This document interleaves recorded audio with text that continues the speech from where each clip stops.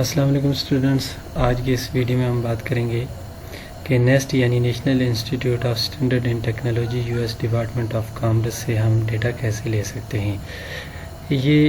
इस इंस्टीट्यूट ने अपनी वेबसाइट पे डिफरेंट डेटा अपलोड किया हुआ है जो हमारे रिसर्च में हमारे काम आ सकता है।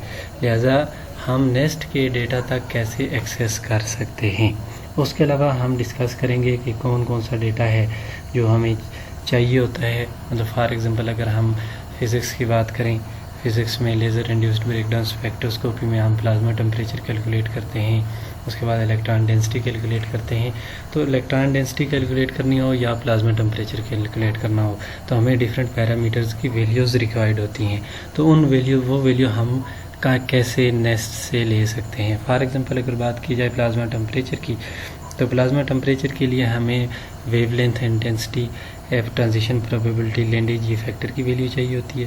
तो ए के यानी ट्रांजिशन प्रोबेबिलिटी और जी की जो वैल्यू है ये हमें नेस्ट से लेनी पड़ेगी। उसके अलावा फिर हम जब कैलकुलेट करते हैं इलेक्ट्रॉन डेंसिटी कैलकुलेट करने के लिए हमें डिफरेंट वैल्यूज़ ज़रूरत होती हैं, तो वो भी हम कुछ वैल्यूज़ उनमें से भी नेस्ट से लेते हैं। उसके अलावा जेड की वैल्यू हम नेस्ट से लेते हैं। ये सारी की सारी वैल्यू हम नेस्ट से कैसे ले सकते हैं, इन वैल्यूज़ तक हमारी एक्सेस कैसे होगी। उसके अलावा फिर ये देख लेते हैं कि कौन कौन से ऐसे टॉपिक्स हैं, ये दिए गए हैं टॉपिक्स। तो वो तमाम टॉपिक्स हैं जिनसे मुतल्लिक डेटा यहाँ पर मौजूद है। तो मैं आज की इस वीडियो में सिर्फ फ़िज़िक्स की एक एप्लीकेशन की बात करूँगा, लेज़र इंड्यूस्ड ब्रेकडाउन स्पेक्ट्रोस्कोपी। आइए चलते हैं नेक्स्ट अपनी वीडियो की तरफ कि नेस्ट से हम डेटा कैसे लेंगे। तो मैं एक न्यू टैब खोल लेता हूँ यहाँ पर और यहाँ पे सर्च करता हूँ नेस्ट डेटाबेस। ये फ्रंट पे है जो first atomic spectra database nest, इस पर क्लिक करें। ये इस तरह का इंटरफेस ओपन होगा। उसके बाद ये 4 ऑप्शन हैं हमारे पास, lines, levels, ground state, ionisation, energies, lips. सबसे पहले इसमें लाइंस पर क्लिक करेंगे। लाइंस पर क्लिक करने के बाद हमारे पास ये ऑप्शन आ जाएंगे। सबसे पहला ऑप्शन है स्पेक्ट्रम का, कि किस एलिमेंट का आप स्पेक्ट्रम देख रहे हैं। तो चाहे एक का अलग से भी देख सकते हैं, डिफरेंट का हम इकट्ठा भी देख सकते हैं। फॉर एग्जांपल ये फ्रंट भी है, ऑलरेडी सर्च किया हुआ है, गोल्ड है, उसके बाद सिल्वर है, कॉपर है, फिर एक का अलग अलग भी किया हुआ है, फिर डिफरेंट का इकट्ठा भी किया हुआ है। फॉर एग्जांपल मैं यहाँ लेना चाहता हूँ गोल्ड एंड कॉपर,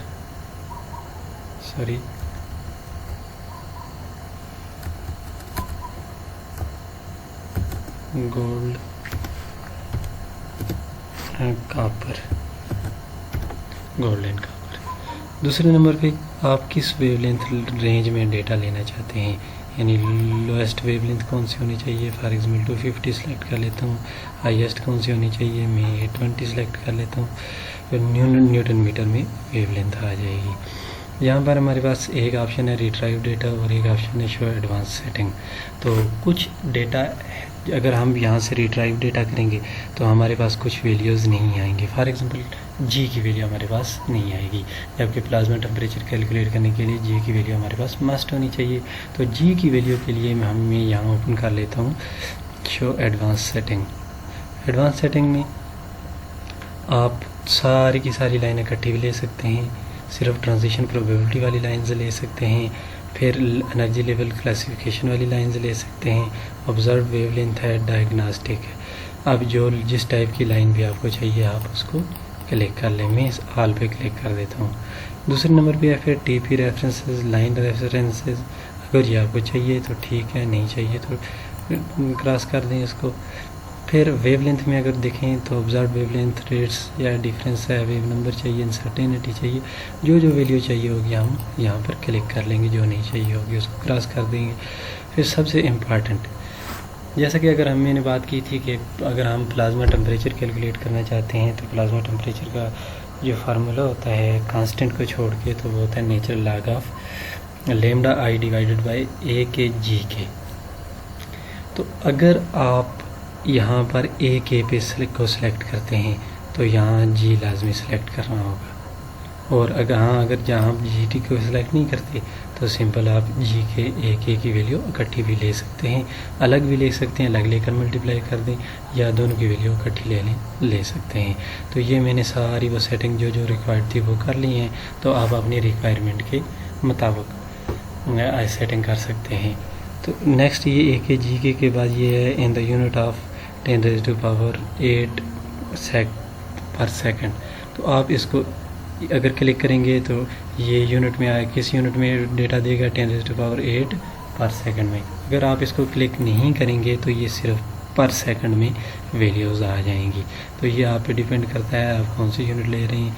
फिर क्लिक करेंगे रिट्राइव डेटा। ये हमारे पास वो सारे का सारा डेटा आ गया है कॉपर का और गोल्ड का।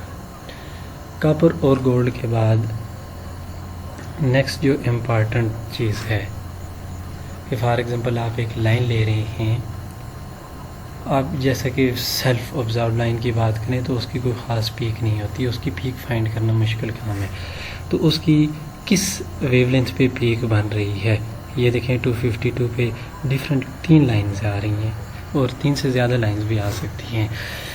ये अगर हम बात करें 252.63 है, 252.65 है, 252.93 है। फॉर एग्ज़ाम्पल मैं बात करता हूँ कि ये कॉपर की एक ये लाइन और दूसरी ये लाइन, इन दो लाइन्स की बात कर लेता हूँ कि आपके पास 252 पॉइंट ये देखें बिल्कुल करीब हैं ये दोनों वैल्यूज़। तो इनमें से आप कौन सी वैल्यू लेंगे, ये वाली कॉपर की लाइन लें या ये वाली कॉपर की लाइन लें। उसके लिए हमें देखना पड़ता है ए के जी की आई की वैल्यू। जिस केस में ए के और जी के की वैल्यू ज़्यादा होगी हम वही लाइन लेंगे। ए के जी के की वैल्यू उसी केस में ज़्यादा होगी क्योंकि ए के जी के की वैल्यू आती है 10⁸ की ऑर्डर में, जबकि सिर्फ जी की अगर बात करें तो जी की वैल्यू आती है 1 से लेकर 10 के दरमियान, तकरीबन 1 से 10 तक के दरमियान ज़्यादातर होती है। तो जी से इतना फ़र्क नहीं पड़ता क्योंकि ए के की वैल्यू जिस केस में ज़्यादा होगी हम वही लाइन लेंगे। ए के मीन ट्रांजिशन प्रोबेबिलिटी, यानी किस लाइन की प्रोबेबिलिटी ज़्यादा है। तो अगर हम यहाँ बात करें Cu2 आयोनाइज्ड कॉपर की यानी 252.65 और 252.93, इनमें से ट्रांजिशन प्रोबेबिलिटी 252.93 की ज़्यादा है। तो ये प्रोबेबिलिटी ज़्यादा है, लिहाजा हम यही वाली लाइन लेंगे, ये वाली।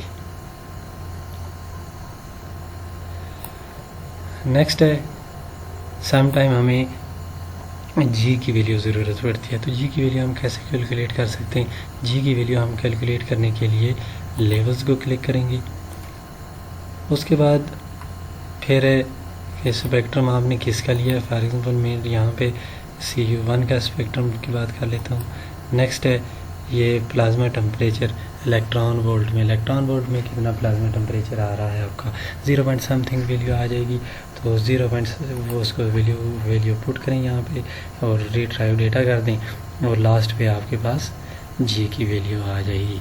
आई होप ये वीडियो आपको पसंद आई होगी। अगर ये वीडियो आपको पसंद आई है तो लाजमी लाइक शेयर और सब्सक्राइब कीजिएगा। Thank you.